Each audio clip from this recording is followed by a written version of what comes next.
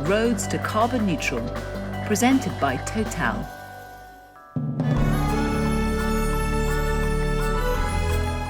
Hello, I'm Emma Crosby and welcome to The Roads to Carbon Neutral. Across the globe, countries, companies and communities have set bold ambitions to tackle climate change and achieve net zero carbon emissions by the second half of this century. Well, in this series, we'll explore how will the world achieve this, what technologies will help us get there, and who can show us the way. Coming up, we'll assess the challenges of reducing greenhouse gas emissions. The challenge is huge, but it's a real collective effort, and we need to do it for the sake of the planet. 5 years on from the Paris Agreement, Emmeline Nsingi-Nkosi delivers a global review. And now I'll investigate how collaboration, innovation and technology are key to reaching the net zero 2050 ambition, whether you're a big player or a small startup. And Total President of Strategy and Innovation, Helle Kristoffersen, explains her company's climate ambition to achieve carbon neutrality by 2050. We want to become a reference when it comes to tackling emissions from the oil and gas value chain.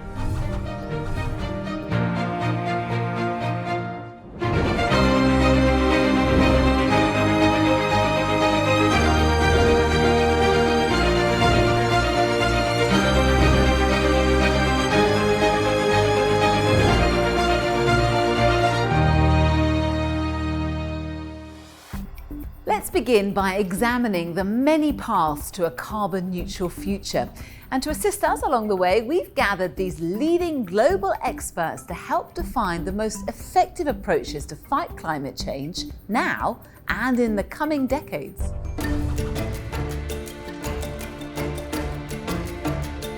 "80% of the energy that humanity currently uses derives from fossil fuels. Amazing things made possible by these hydrocarbons permeate our lives. But the combustion of these vital natural resources also releases greenhouse gases into the Earth's atmosphere and contributes to global warming. Carbon emissions have more than doubled in the past 50 years, and temperatures are still rising. A solution isn't just an environmental concern, it's an economic one too. Over the past 5 years, climate change has cost the world hundreds of billions of dollars. It's an issue that requires a global response. Our observations tell us climate change is changing faster than many of our models thought it would. Melting of Arctic ice, severe winter storms, wildfires. To get to neutrality, the world will need to electrify its economy with decarbonized electricity from hydro, from nuclear, from wind, from solar. And the challenge is both to produce energy with less carbon and to help our customers to change the way they are consuming energy. And this is very important because usually the world of energy was driven by a question about supply. And today we are changing completely the point of view. And in fact, we have to change the demand so that the energy mix will change and will decarbonize. The global population is set to grow 24% from 7.8 billion today to 9.7 billion by 2050. And future energy demand is predicted to rise by 50% during the same period. This demand in energy will create an unsustainable increase in greenhouse gases. In answer to this challenge, in 2015, 194 countries joined together in Paris to draw up a legally binding treaty, pledging to hold the increase in the global average temperature to well below 2 degrees Celsius above pre-industrial levels, and pursuing efforts to limit the temperature increase to 1.5 degrees Celsius above pre-industrial levels. Now, to achieve these temperature levels, many countries, cities and companies have taken commitments to be carbon neutral by 2050. To reach carbon neutrality, we must remove as much CO2 from the atmosphere as we're putting into it. Emissions must drop rapidly to 25 gigatons by 2030. And that's going to require a multifaceted approach, including limiting the growth of energy demand and consumption, carbon capture and offsetting, cooperation and leadership, and an increase in the use of renewable energy sources, a key solution for net zero energy. I often say that renewable energy, solar and wind are seen as intermittent. When you have sun, you have power. When at the night, you have less of that. But the intermittency of solar power or wind power can be fixed with technologies, with this energy storage. At present, renewables account for 11% of the world's energy supply, much of that from hydropower. But with investment and scaling up of technologies, this ratio is expected to rise to 43% by 2040. We've been dedicated around 10% of our investment to electricity and renewable in the last 5 years. Between 2020 and 2025, we will increase that commitment to 15% of our capex, and by the end of the decade, we will be at 20% of our investment devoted to electricity and renewable. A growing number of countries are using carbon pricing and green bonds to finance their transition to low carbon economies. Carbon pricing is a very interesting economical tool to give a clear value of what it means to reduce and what it brings to reduce CO2 emissions. And of course, for Total, we supporting this carbon pricing system, we decided to apply it to ourselves.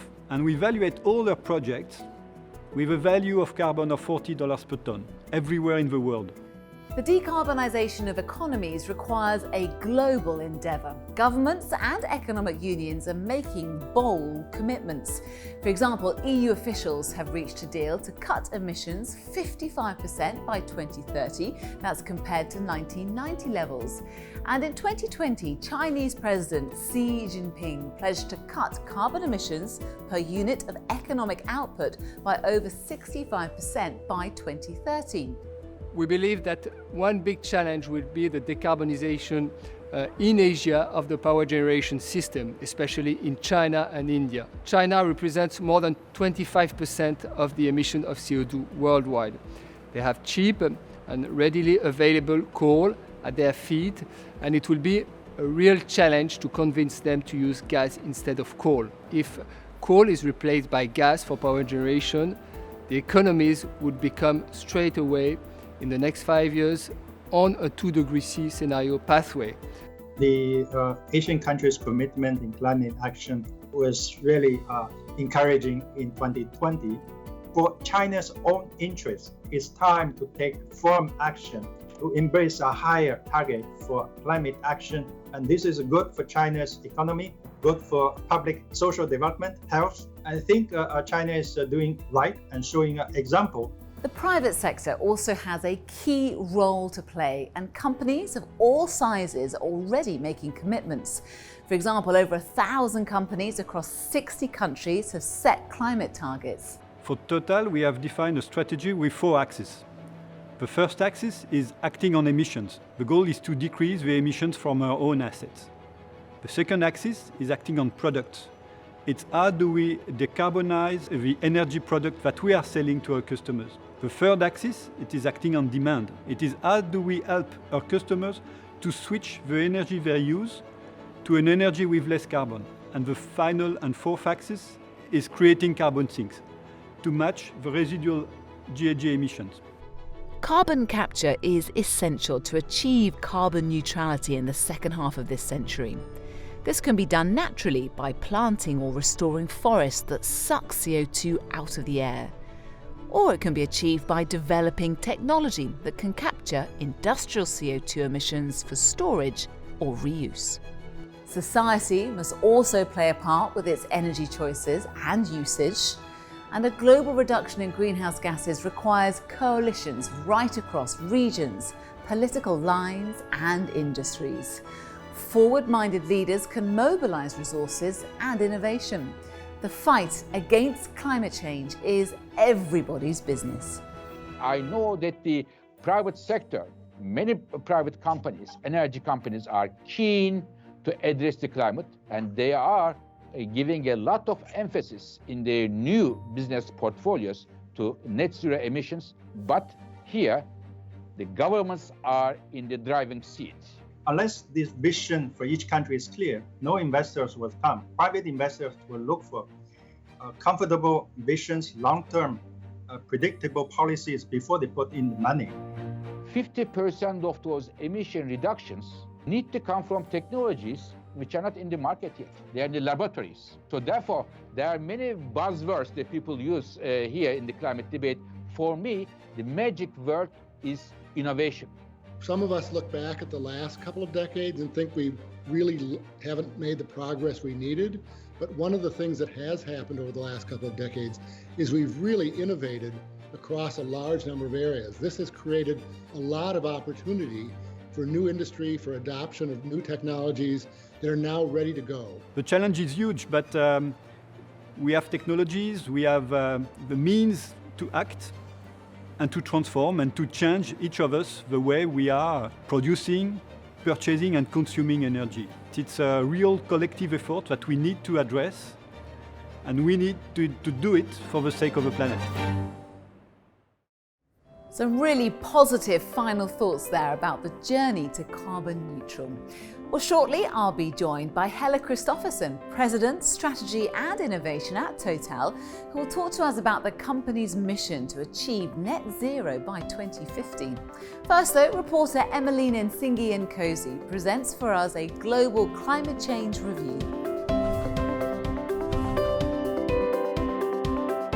It's been a little over 5 years since the pledges of the Paris Accord. Now seems a good time to take stock of what has been achieved and assess how far we still need to go as nations, businesses and individuals. The data tells the story.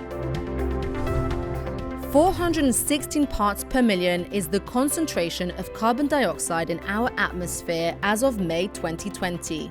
It is the highest it has been in human history. 4.8 metric tons is the world's average CO2 emission per capita. 2020 was the joint warmest year on record. Inspiring goals have been set by Morocco and Gambia. These two countries have both put in place a 1.5 degrees Celsius emissions reduction strategy. Meanwhile, India has emerged as a global leader in renewable energy. In fact, it is investing more in them than it is in fossil fuels. And Bhutan claims the prize as the first carbon negative country in the world. 70% of the landscape is forested. It absorbs more carbon dioxide than it produces.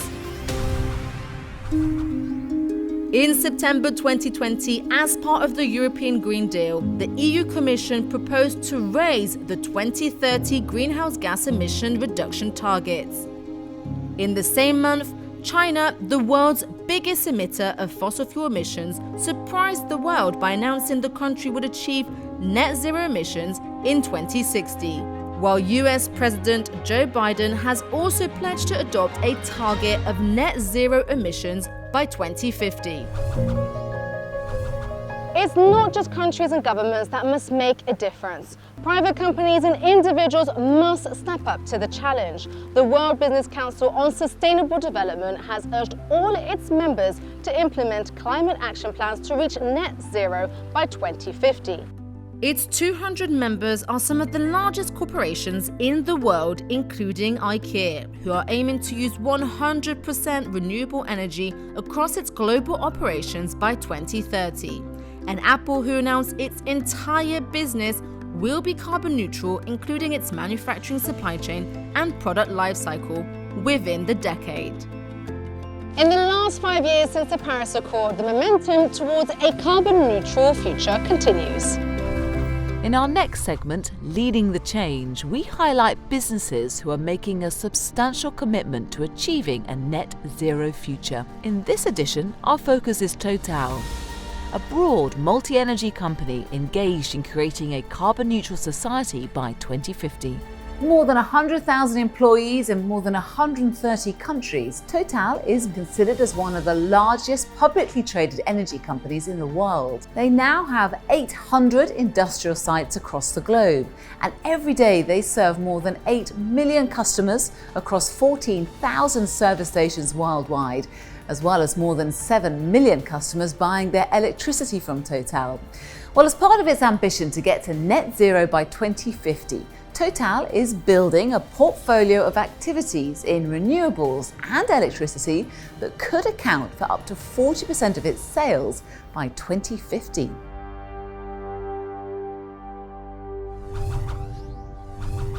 Now, to get an industry perspective on the challenges ahead, I am delighted to speak with Helle Kristoffersen, President, Strategy and Innovation and member of the Executive Committee from Total.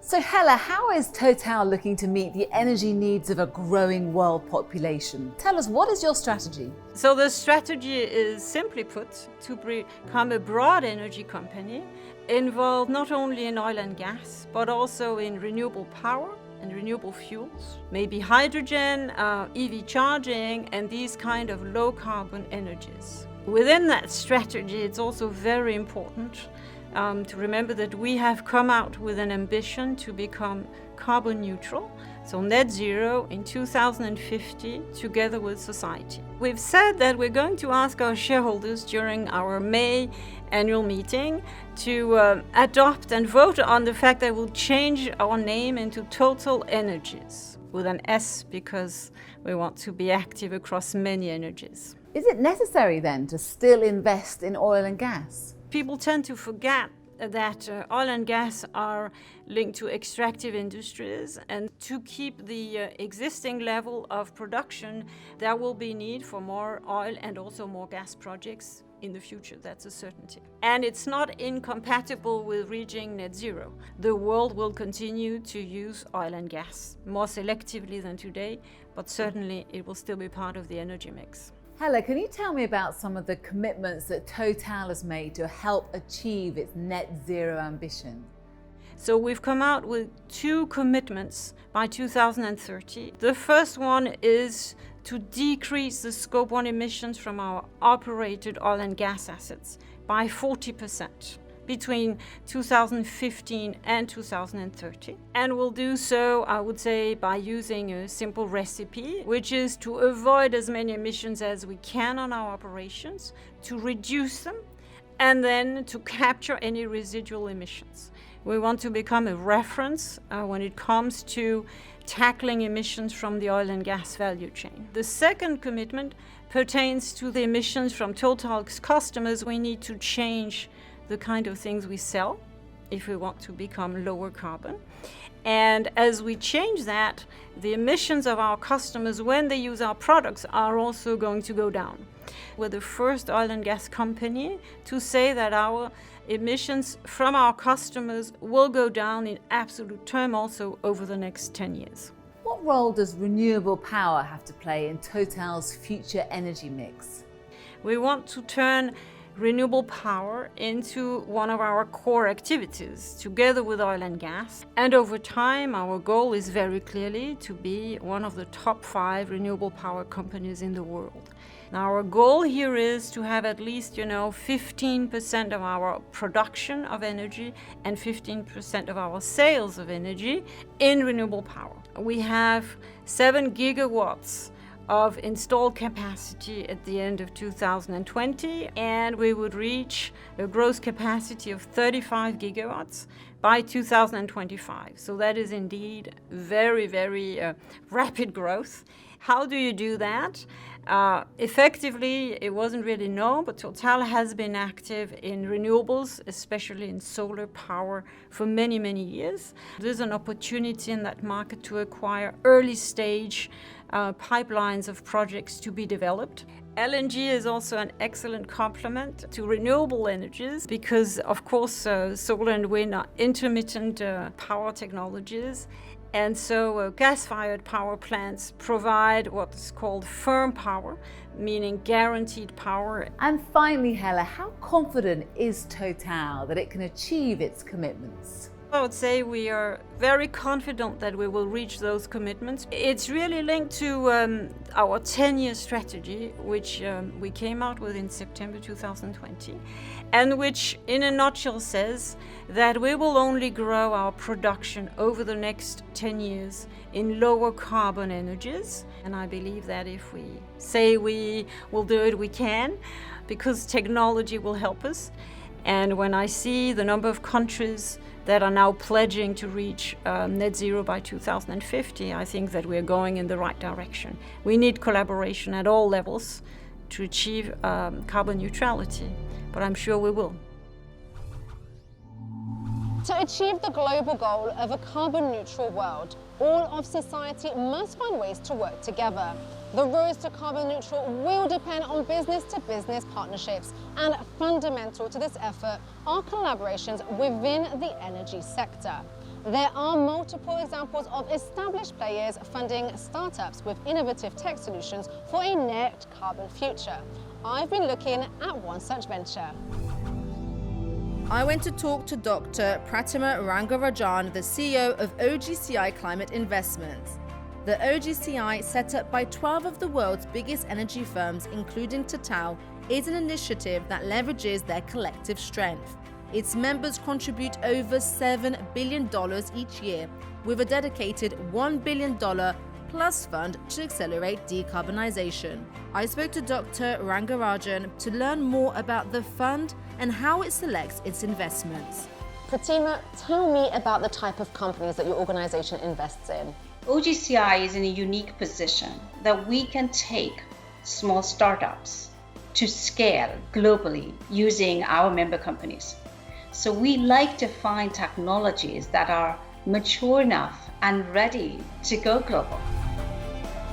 There are many global success stories from OGCI partnerships across various sectors, such as SeekOps, a drone-based system that detects natural gas emissions, or Norse Power, which designs and manufactures mechanical rotosails that provide auxiliary propulsion power for large ships, thus reducing their fuel consumption and associated emissions. Total, via the OGCI fund, financially supports advanced carbon capture company Svante and is also an active partner in many of the company's projects. This Canadian firm is named after Svante Arrhenius, a Swedish scientist and Nobel Prize winner. Arrhenius was one of the first scientists to realize that human activity was pumping atmospheric CO2 above the natural levels that help make the Earth habitable. Over a century later, Svante's Canadian namesake has developed a nanotechnology to help prevent these emissions from going into the atmosphere or to remove CO2 from the air. We've been working on electric vehicle, on energy efficiencies, on renewables as a way of reducing the fossil fuel, but now we need to address the capture of the CO2 emitted by industries. One of the key factors to achieve carbon neutrality is carbon capture, utilization and storage, or CCUS. At present, the economic model for CCUS is not profitable, partly because of the cost of capturing CO2 is in excess of $100 per ton. Svante's revolutionary carbon capture technology stands to massively reduce these costs. Our technology is an engineering solution where we're capturing the CO2 very, very effectively in a new filter, and then we put this into a continuous machine that rotates. We call this a rotary machine, and that allows us to take the CO2 from a very diluted stream from a cement factory, for example, and concentrating it to 95% purity, which then you can compress and safely store into a natural reservoir. Gas which normally billows out of a smokestack is diverted into the Svante system. CO2 is separated from the flue gas and trapped in proprietary filters made from nanomaterials, solid absorbents which have a very high storage capacity. As the filter rotates, the CO2 is safely released for storage or industrial reuse. Total's Research and Development Division is engaged with Svante on 4 key projects in Europe, the USA and Canada to help scale up the technology and accelerate the cost reduction roadmap. This is the single largest investment made from private equity in carbon capture technology. Pratima, tell me about the type of companies that your organization invests in. We started this fund in 2017. Everyone told us there's no way to measure methane emissions. So fast forward to 2021, and we have a company that has satellites that can go all over the globe and image and measure these emissions. GHGSat is a company that can do just that. Methane's global warming potential is more than 25 times that of carbon dioxide over a 100-year period, according to the UN IPCC. GHG-SAT's innovative satellite technology is designed to detect, monitor, and accurately pinpoint the location of methane emissions from space, directly to the facility anywhere on Earth. Our technology is based on what's called absorption spectroscopy. Every gas in the atmosphere absorbs light at specific wavelengths. And so carbon dioxide and methane, the two primary greenhouse gases, absorb light at very well-known specific wavelengths of light.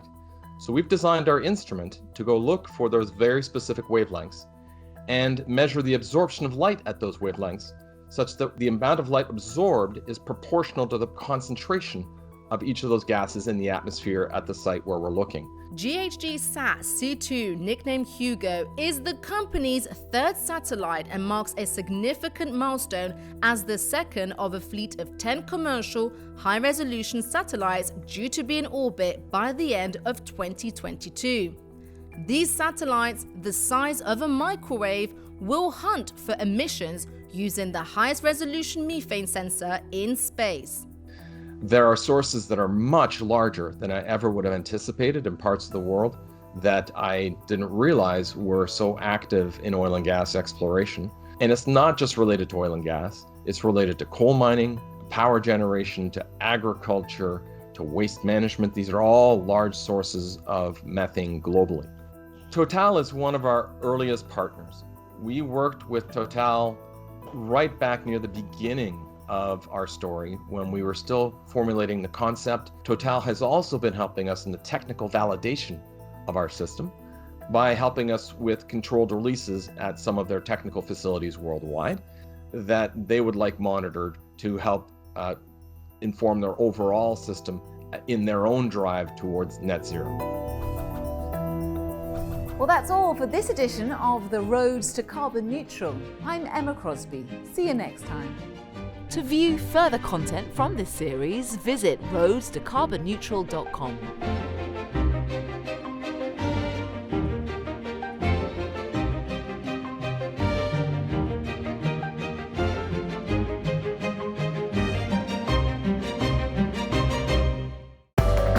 The Roads to Carbon Neutral, presented by Total.